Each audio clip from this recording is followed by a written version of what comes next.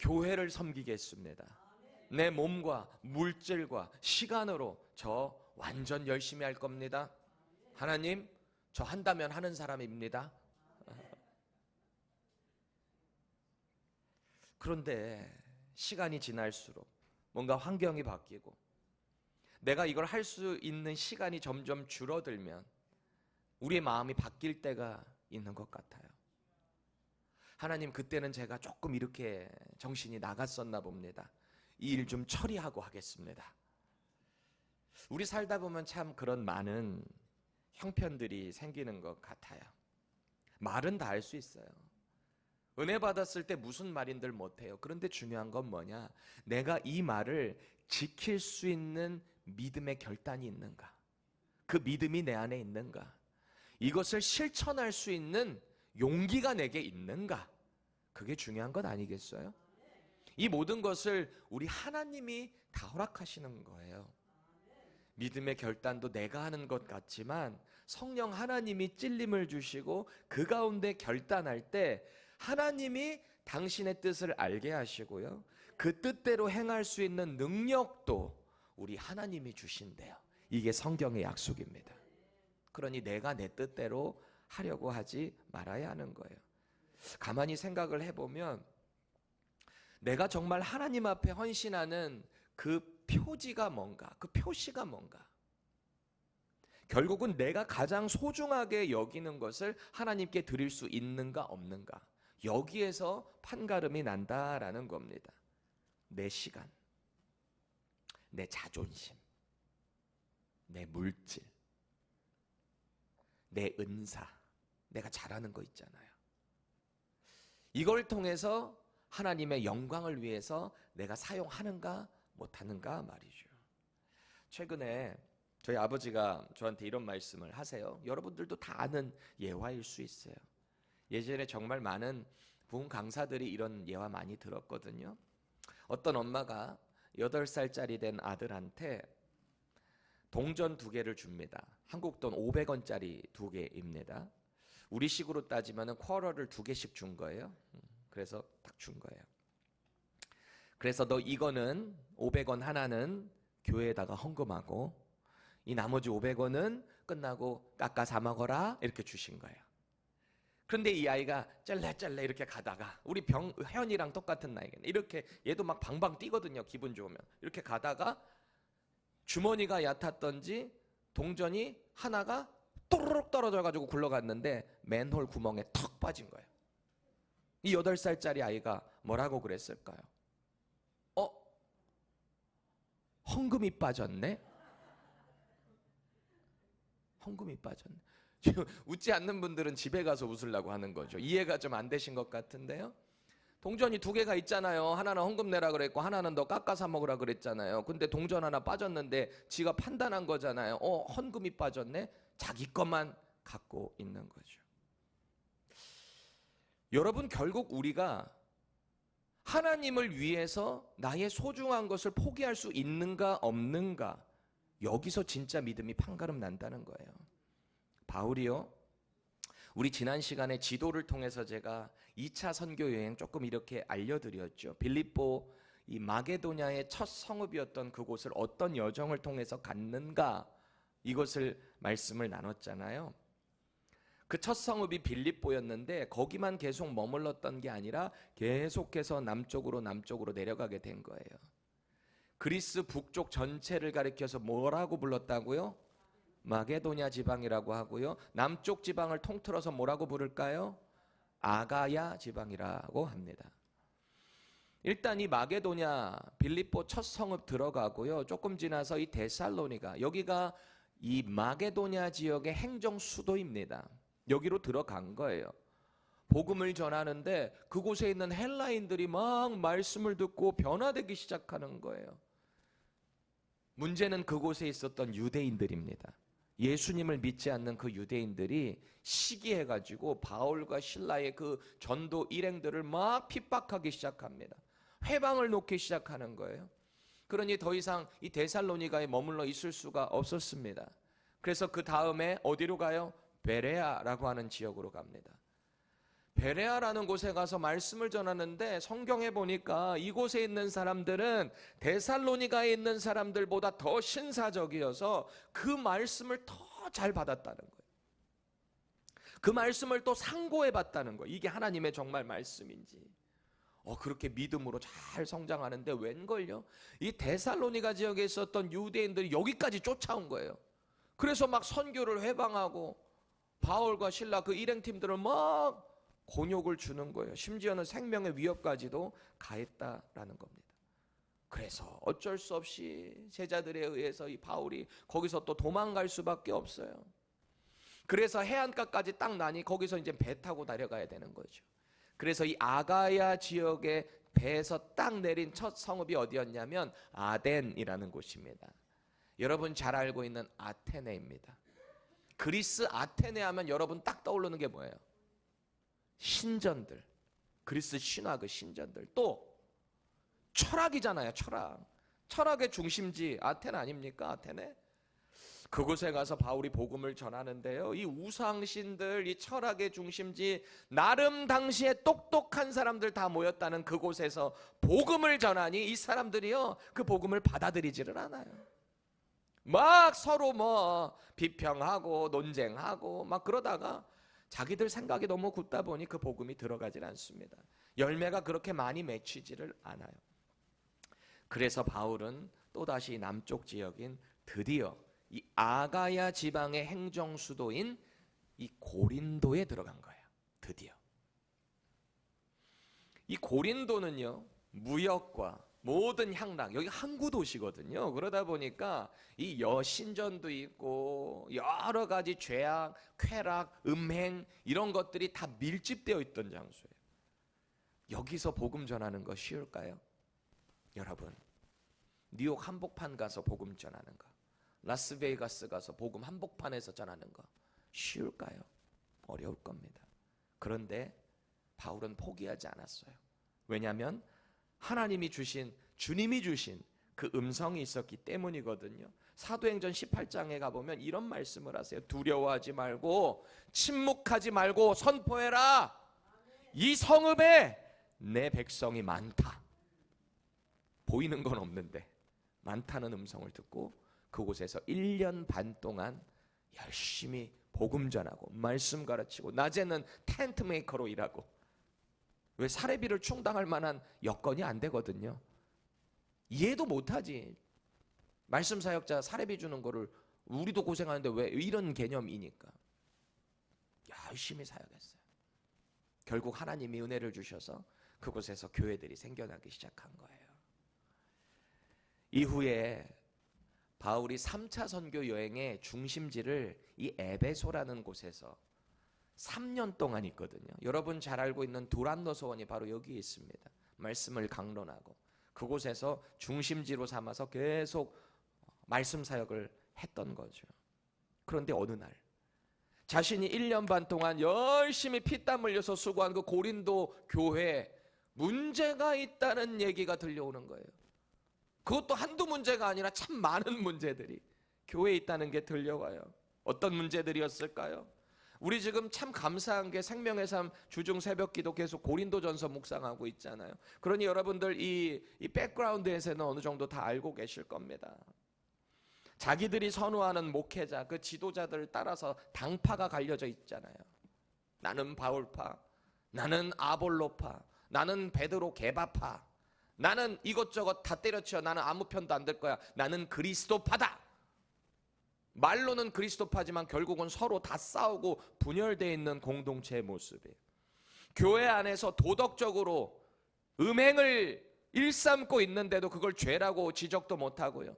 세상에 소송법 걸려가지고 교회의 이미지가 실추되어 있고요. 예배는 무질서하게 무너져 있어요. 예수님의 십자가의 피와 살을 상징하는 그 주의 만찬, 예배 의식이요 아주 무질서하게 무너져서 그냥 먹고 취하고 마시는데 집중되어 있습니다. 성령의 은사는 어때요? 성령께서 은사를 주셨다라는 것은 교회를 세우라고 주신 거예요. 하나 되라고 주신 거예요. 나 내세우라고 준 게 아니에요. 내 은사 크네, 네 은사 크네, 이거 싸우라고 주신 게 아니잖아요. 근데 방언, 예언 막 이런 은사 가지고 내게 더 크네, 니께 더 크네 싸우고 난리가 났어요. 경쟁하기 시작했어요. 심지어는 이 육체의 부활을 믿지 못하는 부활신앙에까지 거짓 교사들 때문에 아주 시끄러워요. 고린도 교회가 그런 교회가 돼버렸어요. 한마디로 고린도 교회는 은사는 넘쳤는데 사랑은 부족해요. 덕이 되지를 못해요.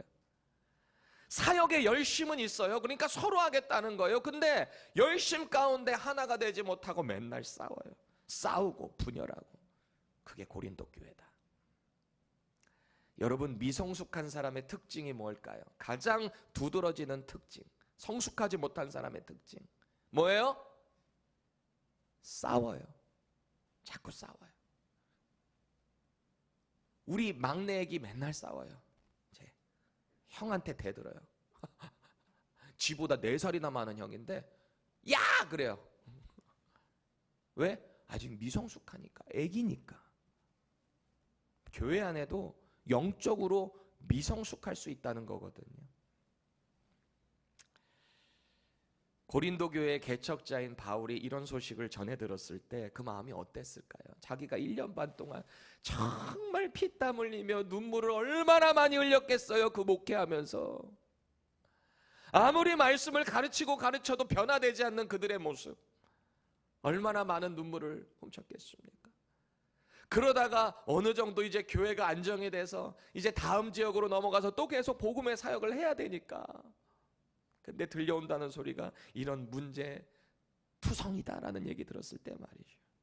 저도 만약에 제가 전에 섬겼던 뼈를 갈아서 열심을 충성을 다했던 교회, 그런 교회가 이런 문제에 빠졌다라는 소식을 들으면 저도 정말 마음이 아플 것 같아요.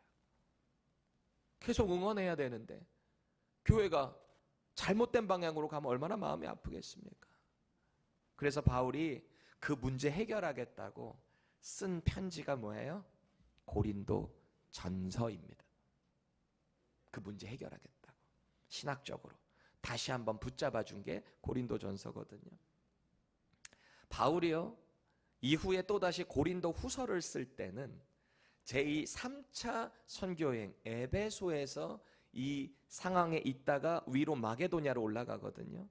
너무 답답하니까 이게 어떻게 해결이 된 건지 어쩐 건지 알 수가 없으니 에베소에 있다가 그곳의 사역을 정리하고 마게도냐 위쪽으로 올라갔을 때 이 고린도 후서 쓰는데요, 소식을 들은 거예요. 어떤 소식이었을까? 여러분, 그 전에 썼던 편지 중간에 눈물의 편지라는 게 있어요. 고린도 전서가 있고 후서가 있는데 중간에 또 어떤 편지를 썼다는 거예요. 그들이 변화되기를 바라면서, 그래서 많은 신학자들은 이 유실된 편지를 향해서 눈물의 편지라고 합니다. 그 구절이 어디에 있는가 우리 같이 읽어볼까요? 고린도후서 2장 4절입니다. 시작. 내가 마음에 큰 눌림과 걱정이 있어 많은 눈물로 너희에게 썼노니 이는 너희로 근심하게 하려 한 것이 아니요 오직 내가 너희를 향하여 넘치는 사랑이 있음을 너희로 알게 하려 함이라. 아멘. 여기 보니까 많은 눈물로 너희에게 썼다 그래요. 그런데 고린도 전서의 그 분위기를 보면 막 눈물의 내용은 아니거든요. 뭔가 지적하고 잘못됐고 그렇게 하면 안 된다고, 내가 가면 너희들 가만 안 둔다, 막 이런 내용이었거든요. 눈물의 편지는 아니에요. 그러니까 뭔가 다른 편지가 있었다는 거죠. 근데 그 편지 왜 썼다는 거예요? 내가 너희들을 근심하게 하려고 이거를 쓴 게 아니다. 내가 너희를 향해서 내가 너희를 얼마나 사랑하는지 그거를 너희들이 알기 원하는 마음에서 그거를 썼다. 제발 돌이켜라. 제발 돌이켜라. 회개해라. 도저히 세워질 수 없었던 지역에 세워진 교회잖아요. 그러니 그 복음의 씨를 뿌린 목회자, 개척자로서 그들의 잘못되는 방향성을 보고 있을 수가 없었던 거예요. 그러니 때로는 책망하는 글도 쓰고 때로는 눈물로 울면서 제발 돌아오라고 그런 편지를 쓸 수밖에 없었다는 거예요. 여러분, 만약에 여러분이 교회 생활을 막 열심히 나름대로 하고 있는데 여러분의 목회자인 제가 혹은 믿음의 여러분 동역자인 믿음의 선배인 누군가, 정말 신실하신 누군가가 여러분에게 믿음으로 책망한다면 어떨 것 같으세요? 어떻게 반응하실 거예요? 둘 중 하나겠죠. 뭐 받아들이든지 받아버리든지. 되게 받는 경우들이 많더라고요. 그래서 이럴 때는 기도가 더 많이 필요한 것 같아요. 정말 주님의 마음으로 나부터 먼저 돌아보고, 여러분들도 마찬가지예요. 누군가에게 말 그냥 툭툭툭 던지지 마세요. 여러분이 교회 생활 잘하고 있는 거 저 사람 안 한다고 말 툭툭 던지지 마세요. 자신을 먼저 더 돌아보시고요, 주님 앞에서 그 말씀을 나를 먼저 비춰보고, 그래도 기도하는데 하나님이 그 사람에게 말하라고 할 때 겸손하고 더 낮아진 자세로 말을 해야 하는 거예요. 분명한 사실은 누군가가 나를 향해서 이 신앙생활을 책망한다는 것은 쉬운 게 아니에요. 받아들이기가 정말 주님의 마음이 있어야 돼요. 자, 그럼 이 고린도 교회는 이 사도 바울이 고린도 전서 보냈죠. 눈물의 편지 보냈죠. 이 편지에 어떻게 반응을 했을까요? 고린도 교회, 이 문제가 많은 교회가 어떻게 반응했을까요? 감사하게도 눈물로 쓴 이 책망의 편지 앞에서 이들은 더 이상 무너지지 않았어요. 회개했다는 거예요. 놀랍지 않습니까? 글을 받다는 거잖아요. 하나님의 말씀을 받은 거예요. 왜?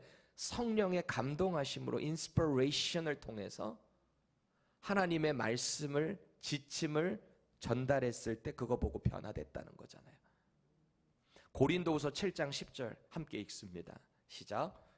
하나님의 뜻대로 하는 근심은 후회할 것이 없는 구원에 이르게 하는 회개를 이루는 것이요 세상 근심은 사망을 이루는 것이니라. 아멘.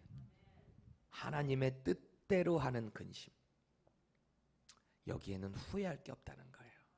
말씀에 의해서 여러분들이 마음에 근심될 때가 있어요. 나 똑바로 살고 있는 게 맞나?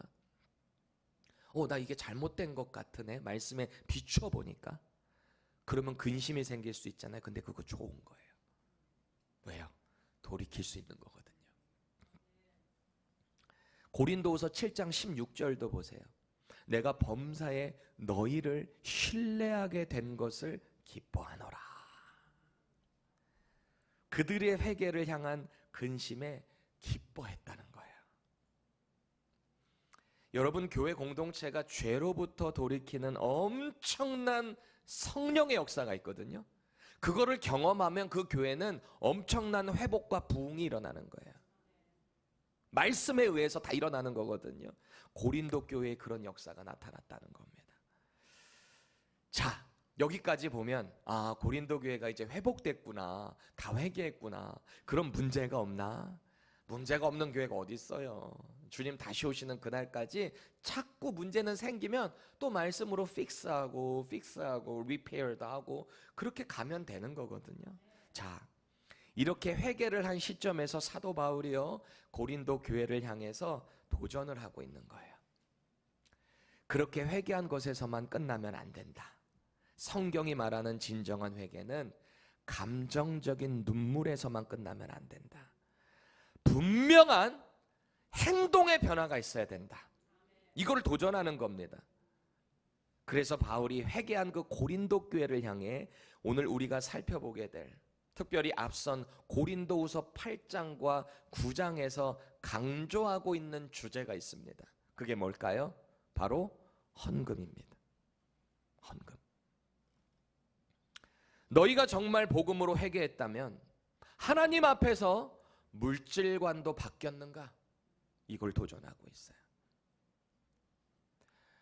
지난 코로나 기간에 한국에 정말 많은 교회들이 문을 닫았습니다. 모일 수가 없게 되었고 그랬죠.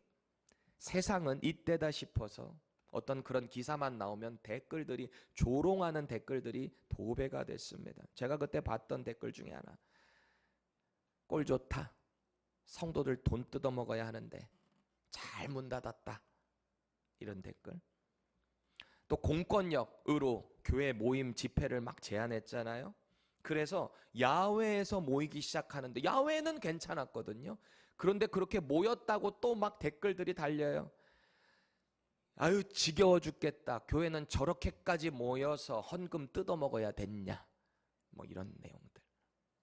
교회 헌금 뜯어먹는 단체. 여러분이 생각하고 있는 헌금은 어떤 개념입니까? 사도 바울은요, 오늘날 교회를 향한 이런 오해와 부정된 시선 앞에서 오늘 분명한 성경적인 지침을 주고 있는 거예요. 하나님의 말씀을 선언하고 있는 겁니다. 언제나 그랬듯이 저는 오늘도요, 이 설교 가운데 제 생각을 많이 담지 않을 겁니다. 제 생각을 아예 안 담으려고 애를 많이 썼고요. 말씀 안에서만 구절들을 많이 가지고 올 겁니다. 그럼 여러분들이 성령 안에서 이 헌금에 대한 생각을 여러분들이 잘 재정립하셨으면 좋겠어요. 여러분 꼭 기억하세요. 시대와 문화가 달라져도 영원히 변하지 않는 하나님의 말씀의 기준, 그것을 붙잡으시기 바라요. 다시 한번 부탁드리기는 하나님 말씀 앞에서 우리 거룩하십시다. 내 생각, 내 경험, 판단 다 내려놓으십시다. 그리고 거룩하게 반응하셔야 돼요. 오늘 이 헌금에 대해서 오늘 본문에 나오는 세 가지 도전을 우리가 함께 받을 겁니다. 하나님의 거룩한 영이신 성령께서 이 말씀을 통해 우리 각자에게 찔림을 주실 수도 있어요. 근심을 주실 수도 있어요. 그럼 그때 주저하지 마시고요, 믿음으로 순종하시기를 축원합니다. 그리고 그 믿음의 반응에 삶의 변화를 분명하게 체험하는 저와 여러분들 되시기를 바랍니다. 첫 번째, 헌금은 돈을 내는 게 아니라 복음을 심는 거래요. 헌금은. 6절 함께 읽겠습니다. 시작. 이것이 곧 적게 심는 자는 적게 거두고 많이 심는 자는 많이 거둔다 하는 말이로다. 아멘. 여기 보니까 바울은요, 헌금을 내는 것이 아니라 뭐라 그래요? 심는 것이다 라고 합니다. 왜일까요? 심는 사람은 왜 심는 거예요? 그냥 버리는 것은 다른 의미예요. 심는 것은 미래의 뭔가를 보고서 그 열매를 보고 심는 거잖아요. 우리가 잘 아는 모든 씨드, 그 씨들은요 다 그런 개념인 겁니다. 씨를 땅에 심어야 뿌리를 내리고 거기서 가지가 나고 줄기가 나고 이파리가 나고 열매가 맺히는 것 아니겠어요? 그렇죠? 하나님께 드리는 이 헌금도 그렇다는 거예요. 이거는 투자의 개념이 아니에요. 하나님께 많이 투자를 해야 하나님께 더 많은 것을 얻는다? No way. 그거는 그런 개념은 인간적인 세속적인 개념입니다. 하나님께 뭔가를 받기 위해 드리는 게 아니라 내가 거저 받은 이 복음, 그 은혜의 그 복음에 감사함으로 내가 하나님의 말씀 가운데 감사함으로 내 삶에 받은 은혜에 감사함으로 이것을 심는 개념이다라는 겁니다. 우리는 예수님 다시 오시는 그날까지 새로운 언약을 받은 신약교회입니다. 여전히 우리도 신약교회거든요. 자, 그렇다면 신약에서 말하고 있는 이 헌금의 개념이 도대체 어떻게 쓰였는가? 특히 이 헌금의 개념으로 이 신약 성경은 헬라어로 쓰였잖아요. 그릭. 이 그릭에서 이 헌금을 어떤 단어를 써서 표현을 했는가? 이것을 네 가지를 살펴볼 필요가 있어요. 원어적으로. 첫 번째, 고린도전서 16장 2절에 보면 연보라는 개념이 나와요. 여기에. 자, 연보가 뭘까? 우리 같이 한번 읽어볼까요? 고린도전서 16장 2절입니다. 시작. 매주 첫날에 너희가 각 사람이 수입에 따라 모아두어서 내가 갈 때에 연보를 하지 않게 하라. 아멘. 여기서 연보는요 헬라어로 로기아라고 한 단어예요. 로기아란 단어 자체는 수집, 모집 혹은 징수하는 거예요. 여러분 세금 징수하죠. 징수 왜 합니까? 뭔가를 쓰기 위해서 징수를 하는 거잖아요. 나라를 운영하기 위해서 징수하는 거잖아요.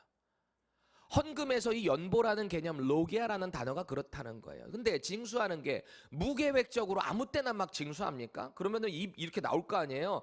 계획을 가지고 미리 로기아, 징수해야 한다라는 거예요. 연보는요, 교회 공동체의 책임 있는 사랑을 가지고 계획적으로 미리 준비해야 된다라는 거예요. 매주 첫날이 언제였겠어요? Sunday. 안식 후 첫날, Sunday. 우리도 주일날 모여서 헌금을 하죠. 그런 연보의 개념으로 우리가 받아들일 수 있다라는 거예요. 계획적으로 미리 준비하셔야 돼요. 교회 나와서 하지 마시고 집에서부터 기도하시며 미리 준비해서 헌금 가지고 오세요. 계획적으로 하나님께 감사함으로 준비하셔야 되는 거예요. 저는 정말 우리 옛날 어르신들 이 헌금 드리는 개념을 저는 무조건 존경합니다. 제가 전에 섬겼던 교회에서도요, 일부 예배 아주 이른 시간에 이렇게 우리 김순식 권사님, 우리 문인숙 권사님 같은 머리 하얀 80대에 계신 권사님들이 교회를 일찍 나오세요. 그래서 제가 찬양, 그때 당시에 찬양 앞에서 인도하고 있었기 때문에 이렇게 연습하고 있을 때 보면은 저기 끝에 가가지고 자리에 앉으세요. 그리고 간절히 기도를 해요. 한 40분 전에 교회를 나와요. 간절히 기도해요.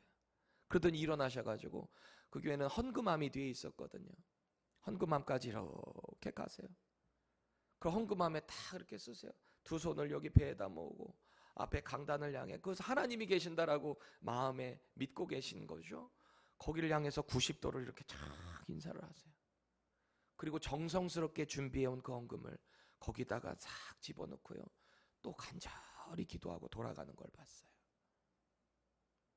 여러분은 어떤 마음으로 헌금하고 계세요? 미리 준비하고.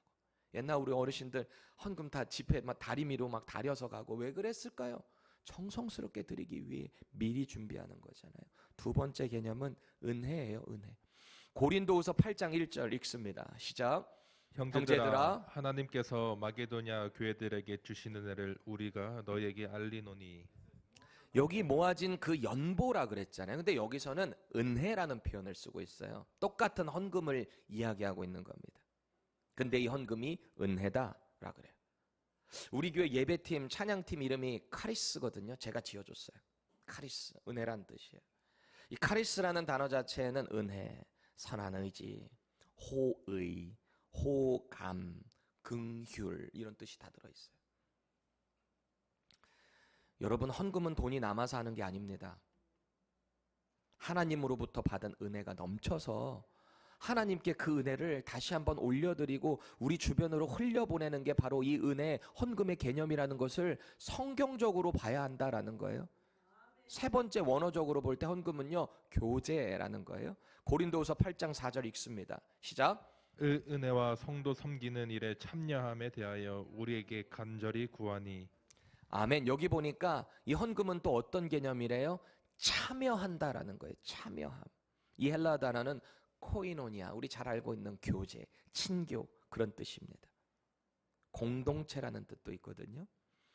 우리가 이렇게 헌금을 하는 행위 자체가 공동체 안에서 사귐이 된다는 거예요. 그 헌금을 통해서 사귐을 위한 곳에 또 쓰여질 수도 있다라는 거죠. 자, 마지막 네 번째가 뭐냐? 헌금은 사역이라는 거예요. 사역. 고린도후서 9장 1절 읽습니다. 시작. 성도를 섬기는 일에 대하여는 내가 너희에게 쓸 필요가 없나니. 도저히 말할 필요가 없다는 거예요. 너무 자연스럽고 당연한 거기 때문에 그렇다라는 겁니다. 여기서 섬기는 일로 번역된 헬라어 단어 디아코니아라는 뜻이에요. 디아코니아, 헬라. 보세요. 구제, 섬김, 하나님의 명령에 의한 직무라는 뜻을 가지고 있어요. 여러분 생각해 보세요. 하나님의 명령에 의한 직무가 또 다른 표현으로 뭐예요? 사역입니다. 사역. 사역의 사전적인 뜻을 보면은 높은 사람이 뭔가를 명령해서 하는 일이 사역이에요.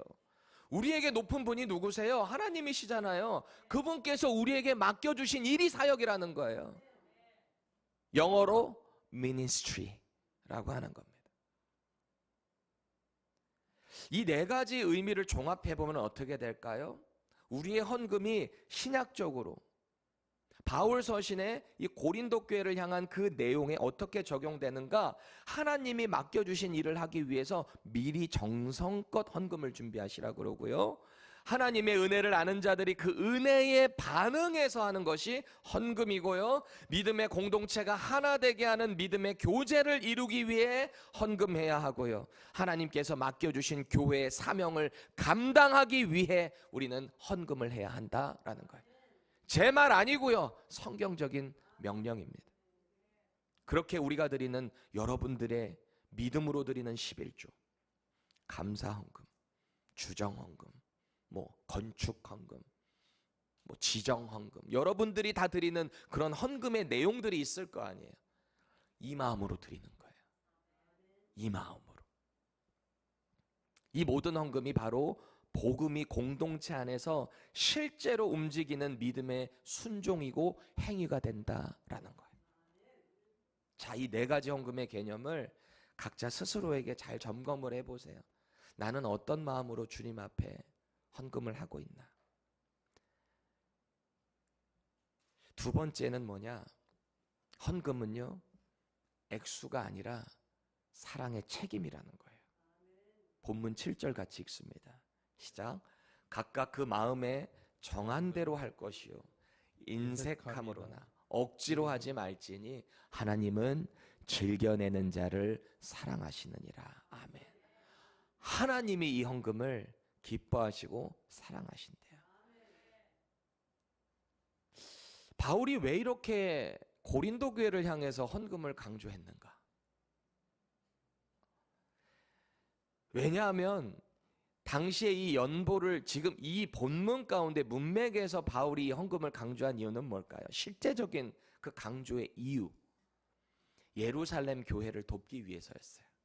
본문에 나오는 그 문맥에서. 여러분 생각해 보세요. 왜 고린도 지역에, 여기 완전 다른 이방 지역이거든요. 유럽이잖아요. 그리스의 남부 아가야 지역에 있는 이 교회인데 왜 유대 지역에 있는 이 예루살렘 교회를 돕기 위해서 돈을 걷고 있는가? 왜 이것을 자꾸 강조하는가? 이것을 우리가 이해해야 될 필요가 있습니다. 어려울 게 없어요. 여러분, 교회의 시작이 예루살렘 교회였어요. 초대교회의 시작이에요. 거기서부터 복음이 흩어져서 디아스포라 팡 움직여서 땅끝까지 이르러 복음의 증인이 되라고 했는데 예루살렘 교회 안에만 다 묶여 있으니까 하나님이 여러 가지 핍박, 박해 이런 걸 통해서 교회를 흩어버리셨어요. 왜? 흩어져야 주님이 사도행전 1장 8절에서 명령하신 그 내용이 이루어질 거 아니에요. 예루살렘과 온 유대와 사마리아와 땅끝까지 이르러 내 증인이 되라 그러셨는데 예루살렘에만 있으니까 하나님이 흩어버리신 거거든요. 그렇게 해서 고린도 교회까지 이 복음이 들어간 거 아니겠습니까? 교회가 세워진 것 아니겠습니까? 안디옥 교회, 에베소 교회, 갈라디아 지역에 그렇게 교회들이 세워진 거잖아요.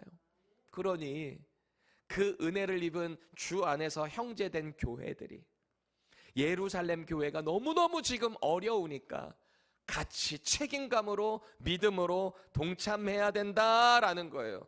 그게 사랑의 책임이다라는 것을 강조하고 있는 겁니다.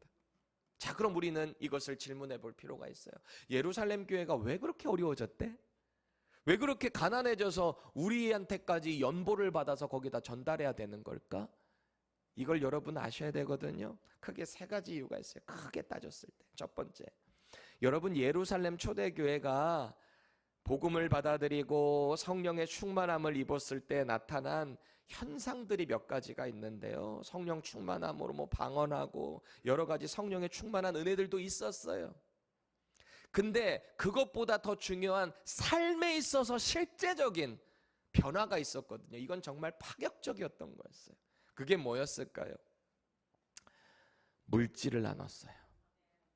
자기 소유를 나눴단 말이에요. 심지어는 자기 전 재산 땅을 다 팔아가지고 사도들의 발 앞에 놓은 사람들이 많았어요. 왜 발 앞에 놓은 거예요? 왜요? 이 나의 책임이 없습니다. 난 하나님께 드렸습니다. 사도들께서 이 복음의 사역 쓰는데 알아서 써주세요. 그렇게 복음의 사역에 이 물질들이 사용된 거거든요. 물질을 나눴어요. 내 것을 내 것이라 하지 않고 서로 나눴어요. 고아와 가난한 사람들 막 나눠주고요. 복음의 사역에 이 물질이 사용됐거든요. 사도행전 2장 45절 보세요. 또 재산과 소유를 팔아 각 사람의 필요를 따라 나눠줬다. 복음을 위해서 자신에게 목숨과 같은 그 물질을 내놨다는 거예요. 그렇게 되면 어떤 일이 벌어질까요? 이 사람들은 믿음으로 내놓기는 했지만 실제적인 가난은 분명히 있었을 겁니다. 그런데 그것을 기꺼이 기쁘게 받아들인 거예요. 불편할 거예요. 그런데 그거 받아들였어요. 왜요? 하나님의 은혜가 너무 커서. 나도 거기 동참하고 싶어서. 나 불편한 거 하나님이 다 위로해 주시고 책임져 주실 거 알기 때문에. 두 번째 이유, 로마와 유대교 엄청난 박해를 이 교회를 향해서 했습니다. 이교도들에 의한 박해가 엄청났습니다. 사도행전 8장 1절입니다. 읽을게요. 시작. 바울은 그가 죽임당함을 마땅히 여기더라. 그날에 예루살렘에 있는 교회에 큰 박해가 있어 사도 외에는 다 유대와 사마리아 모든 땅으로 흩어지니라. 아멘. 앞선 7장에 보면 예루살렘 초대교회 7 집사 중 가장 집사장으로 여겨지는 스데반이 순교하거든요. 교회를 향한 엄청난 박해가 있어요. 그러니 흩어질 수밖에 없었거든요. 당시 유대 사회에서 종교랑 연결됐다라는 거, 유대교랑 연결됐는데 여기서 다 출교돼 버렸죠. 크리스천들은 출교됐죠. 그 안으로 못 들어가죠. 경제적인 기반이 흔들린다는 얘기예요. 왜? 종교 사회이기 때문에 가난했다는 거예요. 세 번째 이유, 예루살렘에 엄청난 기근이 들었습니다. 이게 가장 실제적인 이유예요. 사도행전 11장 28절에 보면은 당시에 아가보라고 하는 선지자가 앞으로 이 땅, 유대 땅에 기근이 올 것이다 예언하거든요. 보세요. 그 중에 아가보라는 한 사람이 일어나 성령으로 말하되, 이 초대교회 때는 참 독특했어요. 성령이 강하게 역사를 했어요. 이때는 우리처럼 말씀이 완성된 시대가 아니었기 때문에 하나님이 그때그때 직접 계시를 주는 사람들을 통해서 당신의 뜻을 선포하셨거든요. 이 아가보라는 사람을 그렇게 사용하신 거예요. 성령으로 말하되 천하에 큰 흉년이 들 건데, 실제적으로 글라우디오 때에 황제가 재위하고 있었던 AD 41년에서 54년 요 사이에 유대 지역에 엄청난 흉년이 왔다는 거예요. 기근이 왔다는 거예요. 이게 기록이 되어 있습니다. 그래서 예루살렘 교회가 경제적으로 무너져 버린 거예요. 완전히 무너져 버린 거예요. 도움이 필요하게 됐다라는 겁니다. 그래서 오늘 바울이 이 고린도 교회를 향해서 편지를 보내는 거예요. 우리가 그들을 도와야 된다. 우리가 사랑의 책임을 가지고 함께 나눠야 된다라는 말을 하고 있는 겁니다. 자, 그럼 우리가 반문을 가질 수 있어요. 당장 우리 교회도 해야 될 일이 많은데 왜 그 교회를 우리가 도와야 합니까? 그럴 수 있잖아요. 유대인들은 그리스 이 아가야 지역에 있는 사람들하고 사실 민족도 다르고 문화도 다르고 언어도 달라요. 근데 우리가 왜 그걸 해야 됩니까? 그럴 수 있잖아요. 그런데 오늘 바울이 분명하게 선언하는 거예요. 고린도후서 8장 14절입니다. 이제 너희의 넉넉한 것으로 그들의 부족한 것을 보충함은 후에 그들의 넉넉한 것으로 너희의 부족한 것을 보충하여 균등하게 하려 함이라. 아멘. 서로 돕는 거예요. 서로. 그리스도의 복음 안에서 민족, 언어, 문화 달라도 상관없어요. 주 안에서 우리는 한 형제라는 거예요. Oneness in Christ라는 것입니다. 공동체는 하나다. 심지어 사도 바울은 자신이 개척하지도 않은 곳이에요. 가보지도 않은 로마에 있는 교회들을 향해서 이 연보를 또 부탁을 합니다. 로마서 15장 26절 보세요. 이는 마게도냐와 아가야 사람들이 예루살렘 성도 중 가난한 자들을 위하여 기쁘게 얼마를 연보하였음이라. 이거 다 모아가지고 로마에 방문했다가 이것도 가겠다는 거예요. 너희들 것까지도 다. 그래서 이거 모아달라는 거예요. 복음의 사역을 위해서 주 안에서 네 교회 내 교회 없다는 거예요. 이단 사상 있는 자칭 교회라고 하는데 말고 정말 복음 안에서 순전한 복음으로 세워진 교회, 같은 공동체라는 거예요. 교단도 없는, 이거 다 교단 떠나는 거예요. 하나 되는 거예요. 1년 반 전에 우리 교회 보수공사 프로젝트를 진행했습니다. 고쳐야 될 때가 원체 많으니까. 그때 당시에 우리 교회는 원체 미국 총회도 그렇고 우리 한국 총회도 그렇고 또 이 지역 여기 지역도 그렇고 여기저기 선교원금을 참 많이 해요. 이미 지금도 많이 하고 있어요. 그리고 또 개인적인 선교사 3분도 우리가 후원을 하고 있었습니다. 3년 동안 지원을 했습니다. 우리 교회가 재정이 있어서 많아서가 아니에요.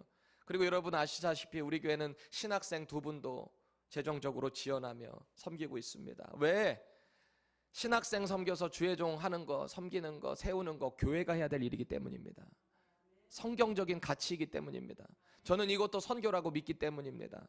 그래서 재정이 어려워도 이것은 해야 된다라고 믿고 그렇게 했습니다. 그런데 교회 고칠 때가 너무 많잖아요. 우리 교회 이 건물이요 1956년도인가 그때 지어진 건물이에요. 얼마나 오래된 건물입니까? 또 전문가들이 지은 것도 아니고 당시 백인 우리 미국 성도들이 이거를 막 지어냈다라고 그래요. 그래서 여기저기 보수할 때가 참 많죠. 재정적으로 빠듯한 상황에서 존재의 목적, 우리 교회 왜 존재하는가? 이것을 바로 잡은 거죠. 전도와 선교. 이거를 바로 알았기에 그걸 계속 한 겁니다. 지금까지 달려왔고 앞으로도 그렇게 달려갈 겁니다. 때로는 힘들지만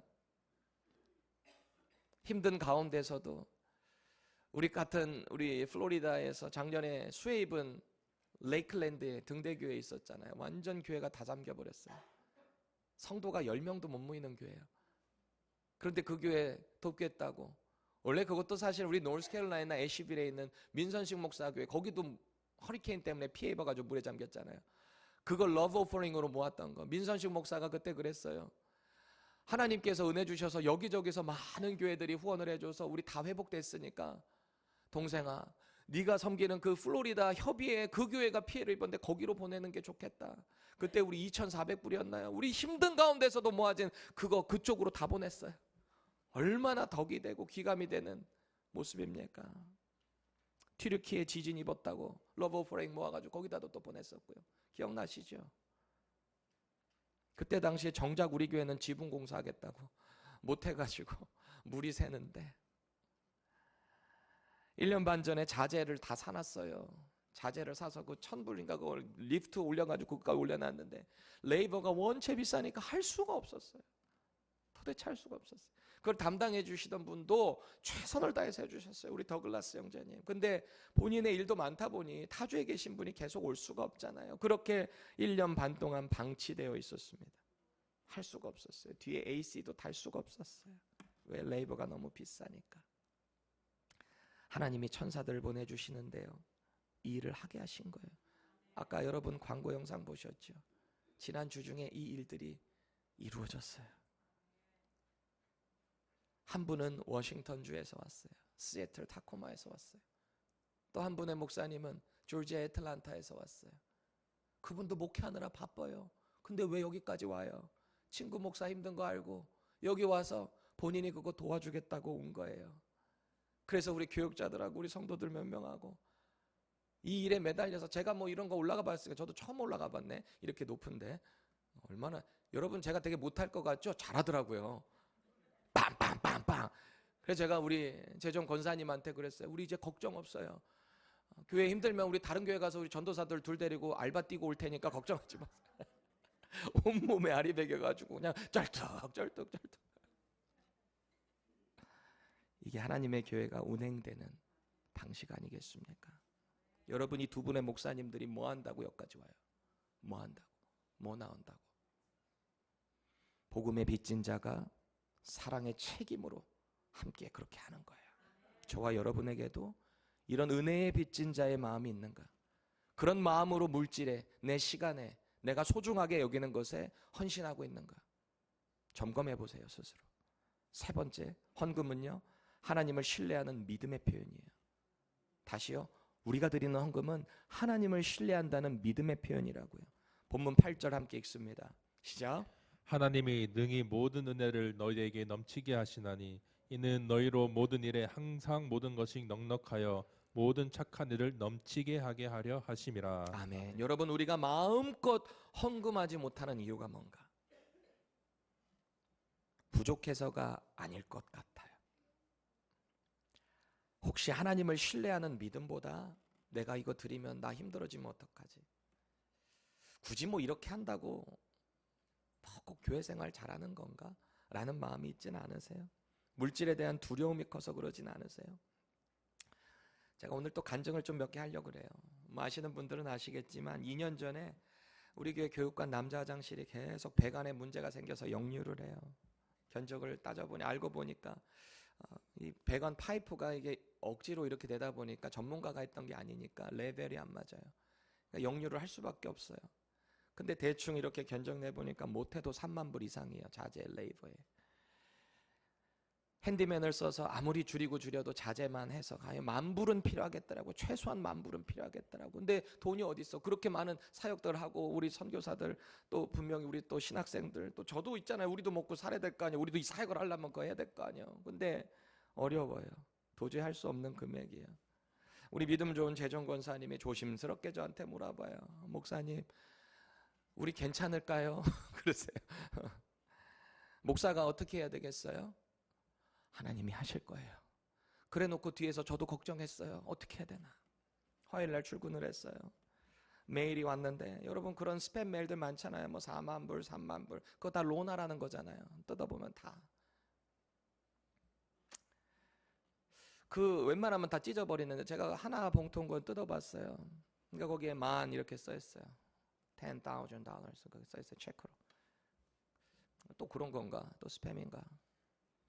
4를 보니까 for tithe 라고 해서 누가 10,000불을 우리에게 보냈어요.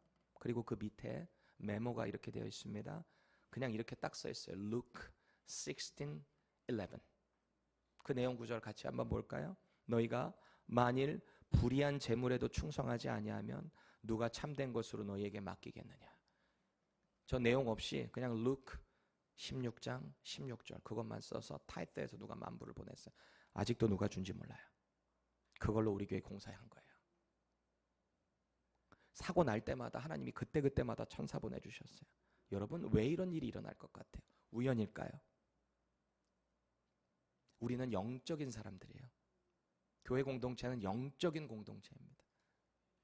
하나님이 기뻐하시는 일을 할 때 하나님은 당신의 일을 우리 가운데 행하신다라는 거예요. 저는 분명히 믿어요. 교회는 사람이 운영하는 게 아니다. 하나님이 책임지신다. 이거 분명하게 믿어야 돼요. 바울이요 빌립보 교회를 향해서도 분명하게 이 믿음을 도전합니다. 빌립보서 4장 19절 함께 선포합시다. 시작. 나의 하나님이 그리스도 예수 안에서 영광 가운데 그 풍성한 대로 너희 모든 쓸 것을 채우시리라. 아멘. 헌금은 여유의 문제가 아니에요. 하나님을 향한 신뢰의 문제예요. 믿음의 문제라는 것을 기억하시기 바랍니다. 여러분들도 수많은 간증거리들이 있지만 저 마지막 하나 이 간증만 하고 마치려고 그래요. 달라스에 처음에 유학 왔을 때 재정적으로 너무 어려웠어요. 1년 지났는데 제 어카운트에 딱 1불 남아요. 신혼부부였어요. 할 수 있는 게 없어요. 1년 동안 차도 없었어요. 여기저기 구걸하면서 차 얻어 타고 다녔어요. 그러다가 1년이 지나서 하나님의 인도하심으로 교회를 하나 정했는데 사우스 달라스에서 노스 달라스까지 올라가는데 하이웨이로만 45분 거리가 걸려요. 차가 없잖아요. 어떻게 해야 돼요? 차가 있어야 되잖아요. 어떻게 그곳에 갔는데 하나님께 간절히 기도했어요. 기적적인 타이밍에 하나님이 한국에서 물질이 지원되게 돼가지고 중고차 하나를 마련하게 됐습니다. 얼마나 기쁜지 몰라요. 얼마나 울었는지 몰라요. 하나님 이 차 가지고 주의 일하겠습니다. 그런데요 그 달라스 지역에는 원체 신학생들이 많기 때문에 한 교회에 웬만한 규모 있는데 교회 가면은 웨이팅 리스트가 쫙 있습니다. 사역하고 싶다고 할 수 있는 게 아니에요. 열심히 교회를 섬겼어요. 3개월 되니까 인턴 전도사로 저를 해주시더라고요. 예배팀 찬양 인턴. 그렇게 1년 동안 아무 사례비 없이 교회를 섬겼어요. 아무 사례비 없이. 그때 아내가 여기저기 미술 레슨 하면서 그렇게 가정을 먹여 살렸어요. 그때 가장이셨어요.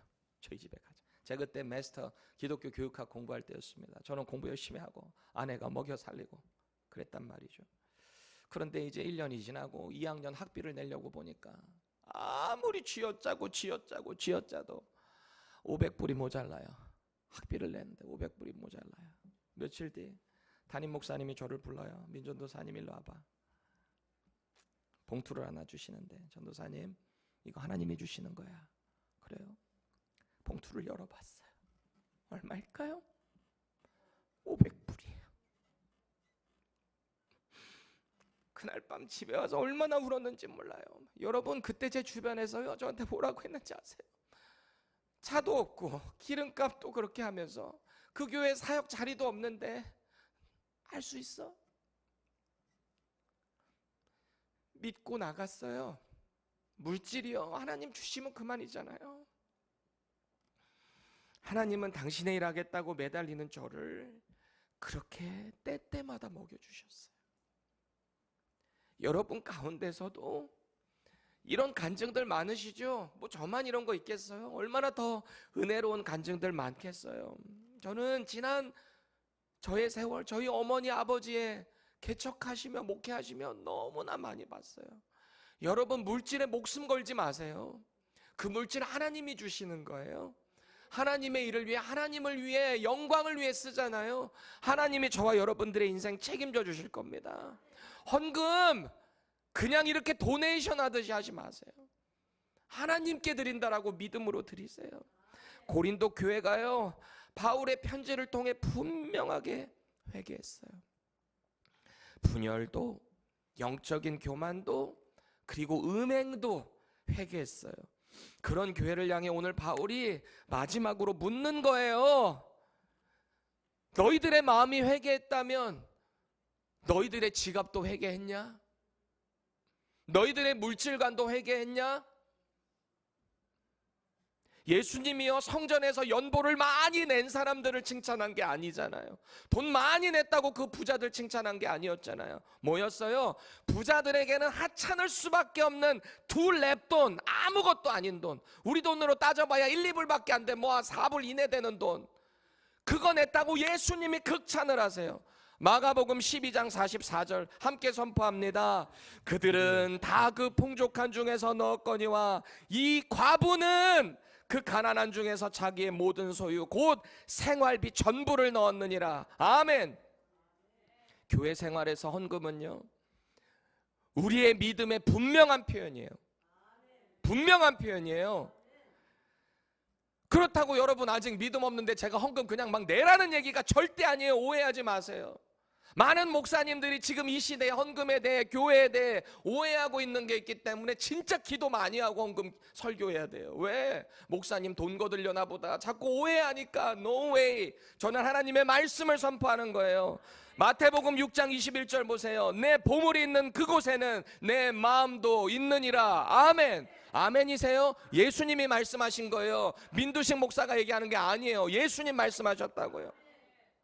스코틀랜드의 유명한 신학자 윌리엄 바클레이라고 하는 분이요, 이 구절을 주석하면서 이런 유명한 말을 합니다. 저는 100% 동의하고 100% 믿음으로 받습니다. 믿음이 없는 헌금은 가능하지만 헌금이 없는 믿음은 불가능하다. 동의하세요? 믿음 없이는 드릴 수 있어요. 왜? 옆 사람 의식해서 줄 수 있어요. 나 이만큼 헌금했어, 할 수 있어요. 믿음 없어도. 그런데요, 그 헌금 없는 믿음은 불가능해요. 왜? 이거 꼭 붙잡고 있으니까. 이거 내면 내가 당장 망할 것 같으니까. 여러분, 헌금은 내 머리로 계산하면 못 드려요. 그런데 믿으면 드릴 수 있어요. 저와 여러분들의 헌금 생활이 하나님 앞에서 믿음의 표현으로 분명해질 수 있기를 축원합니다. 교회 생활에 있어서 오늘 이 5번째, 이 헌금은 빠질 수가 없는 거예요. 분명한 하나님의 은혜를 경험하시면 좋겠어요. 이 말씀의 본질을 정말 깨닫게 되면 누가 하지 말라 그래도 하게 돼요. 그래서 저는 굳이 뭐 헌금에 대한 강조를 하고 싶지는 않아요. 하지만 우리가 8주 동안 교회 생활의 8가지 에센스 중에 이 헌금은 뺄 수가 없어요. 여러분들의 귀를, 여러분들을 불편하게 하지 않기 위해서 제가 안 할 수가 없는 거라고요. 왜? 성경에 기록되어 있기 때문입니다. 꼭 기억하세요. 헌금을 드리는 것은 단순히 돈을 내는 게 아니에요.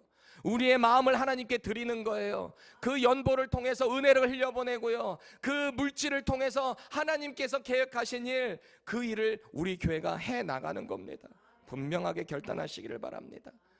드리는 인생, 하나님께 온전히 바쳐지는 인생, 저와 여러분들이 그렇게 쓰임받기를, 그래서 하나님의 분명한 공급하심과 책임지심을 경험하게 되시기를 우리 예수님의 이름으로 축원합니다.